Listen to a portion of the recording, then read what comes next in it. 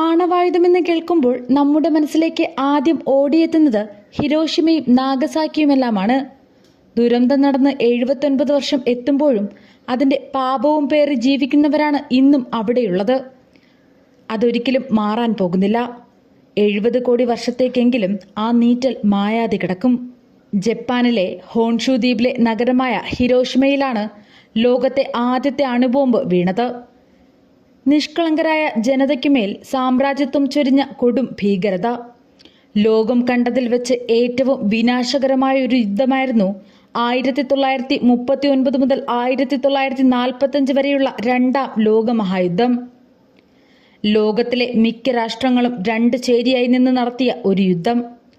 30 രാജ്യങ്ങളിലെ 100 മില്യൺ ജനങ്ങൾ നേരിട്ട് പങ്കെടുത്ത ഈ യുദ്ധത്തിൽ അതിലെ പ്രധാന രാജ്യങ്ങൾ അവരുടെ സാമ്പത്തിക, വ്യാവസായിക, ശാസ്ത്രീയ കഴിവുകൾ മുഴുവൻ ഉപയോഗപ്പെടുത്തി യോദ്ധാക്കളെന്നോ സാധാരണ ജനങ്ങളെന്നോ വ്യത്യാസമില്ലാതെ നടത്തിയ വിനാശകരമായ കടന്നുകയറ്റം. പടിഞ്ഞാറൻ സഖ്യവും സോവിയറ്റ് യൂണിയനും ജർമ്മനി പിടിച്ചടക്കിയതോടെയും അഡോൾഫ് ഹിറ്റ്ലറിന്റെ ആത്മഹത്യയോടെയും ജർമ്മനി 1945 മെയ് 8 നിരുപാധികം കീഴടങ്ങിയതോടെ യൂറോപ്പിലെ യുദ്ധം അവസാനിച്ചു.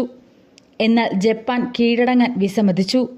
ജപ്പാനിലെ നഗരങ്ങളായ ഹിരോഷിമയിൽ ഓഗസ്റ്റ് 6 നാഗസാക്കിയിൽ ഓഗസ്റ്റ് 9 അമേരിക്കൻ വിമാനങ്ങൾ ആറ്റം ബോംബുകൾ വർഷിച്ചു. കൂടുതൽ ബോംബുകളുടെ ഭയവും സോവിയറ്റ് യൂണിയന്റെ കടന്നുവരവും ഭയന്ന് ജപ്പാൻ ഓഗസ്റ്റ് 15 കീഴടങ്ങി. 37,000-ഓളം പേർക്ക് ആണവ വികിരണത്താൽ ഗുരുതരമായി പൊള്ളലേറ്റു. അവർ ഉരുകി വീണ തൊലിയും മാംസവുമായി ഒരിറ്റു വെള്ളത്തിനു വേണ്ടി ചുട്ടുപൊള്ളുന്ന ശരീരം തണുപ്പിക്കാനായി തിളച്ചുമറിയുന്ന പുഴകളിലും കിണറുകളിലും എടുത്തു ചാടി. അന്നു മരിക്കാതെ രക്ഷപ്പെട്ടവരും അവരുടെ പിൻതലമുറക്കാരായ 4 ലക്ഷത്തിലധികം ജനങ്ങൾ ക്യാൻസർ പോലുള്ള മാരക രോഗങ്ങൾ പിടിപെട്ട് പിന്നീട് നരകിച്ചു മരിച്ചു. ഇന്നും മരിച്ചുകൊണ്ടിരിക്കുന്നു. ആ കറുത്ത നാളുകളുടെ ഓർമ്മ ഇന്നും വേട്ടയാടിക്കൊണ്ടിരിക്കുന്ന ഭൂമി ഇന്ന് ഒരു 3ാം ലോക മഹായുദ്ധത്തിന്റെ വക്കിൽ എത്തി നിൽക്കുകയാണ്. അന്നത്തെ കാലമല്ല ഇന്ന്. സാങ്കേതിക വിദ്യയിലും ആയുധ മികവിലും രാഷ്ട്രങ്ങൾ ബഹുദൂരം മുന്നിലെത്തിക്കഴിഞ്ഞു. വെടിക്കോപ്പുകൾ നിർമ്മിച്ചു കൂട്ടാൻ പരസ്പരം മത്സരിക്കുന്ന രാഷ്ട്രങ്ങളുടെ പക്കൽ എന്തൊക്കെയുണ്ടെന്ന് ചിന്തിക്കാൻ പോലും പറ്റാത്ത അവസ്ഥ.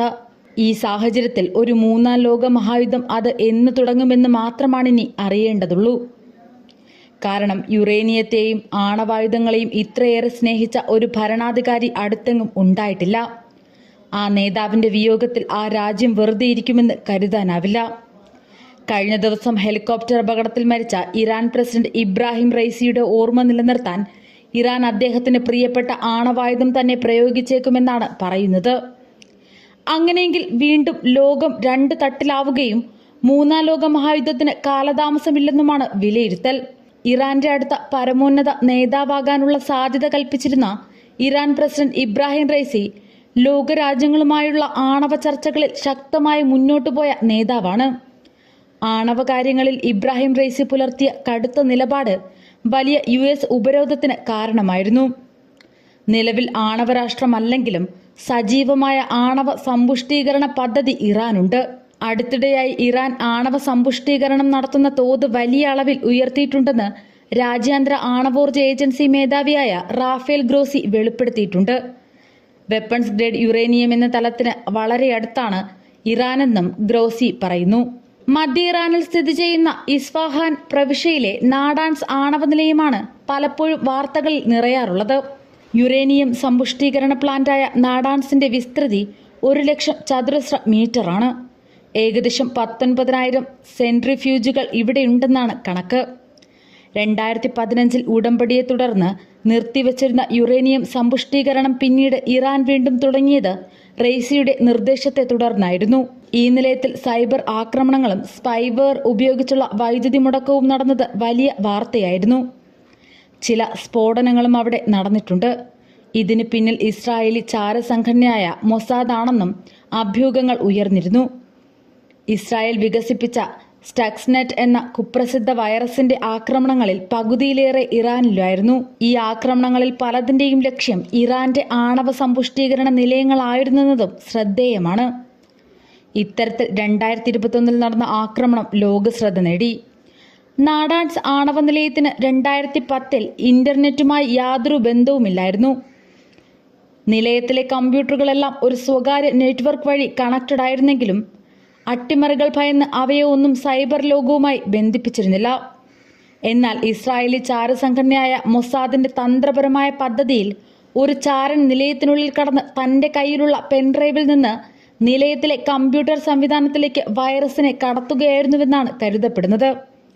അകത്തു കയറിയ വൈറസ് ദീർഘനാൾ ഉറങ്ങിക്കിടന്നു, നിയോഗം വന്നെത്തുന്നതും കാത്ത്. ഒടുവിൽ അത് സംഭവിച്ചു. ഒരു ദിവസം വൈറസുകൾ ഉണർന്നെഴുന്നേറ്റു. നിലയത്തിന്റെ സംവിധാനങ്ങളെല്ലാം സുഗമമായ രീതിയിൽ തന്നെ പ്രവർത്തിക്കുന്നുണ്ടെന്ന് ഇറാനിയൻ അധികൃതരെ വൈറസ് തെറ്റിദ്ധരിപ്പിച്ചു. അതിനൊപ്പം തന്നെ തങ്ങളുടെ ഉടമസ്ഥർക്ക് നിലയത്തിലെ നിയന്ത്രണം നേടിക്കൊടുക്കുകയും ചെയ്തു അവർ.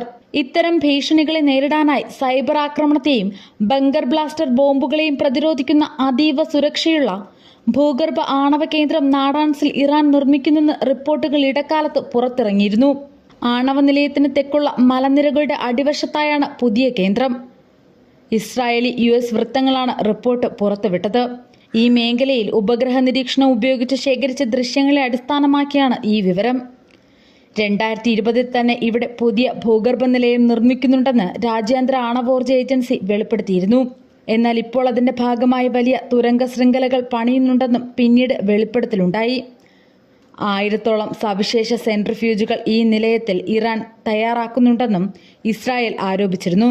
ആണവ പദ്ധതികൾ വികസിപ്പിക്കാനുള്ള ഇറാന്റെ നീക്കം രാജ്യാന്തര ആണവോർജ ഏജൻസിയുമായുള്ള ഉരസലുകളിലും കലാശിച്ചെങ്കിലും ഇറാൻ തങ്ങളുടെ ആണവ ശേഖരണം നിർത്തിയില്ല. എത്രത്തോളം മാരകമായ ശേഖരം അവിടെയുണ്ടെന്നത് ആർക്കും പ്രവചിക്കാൻ സാധിക്കാത്ത അവസ്ഥയാണ്.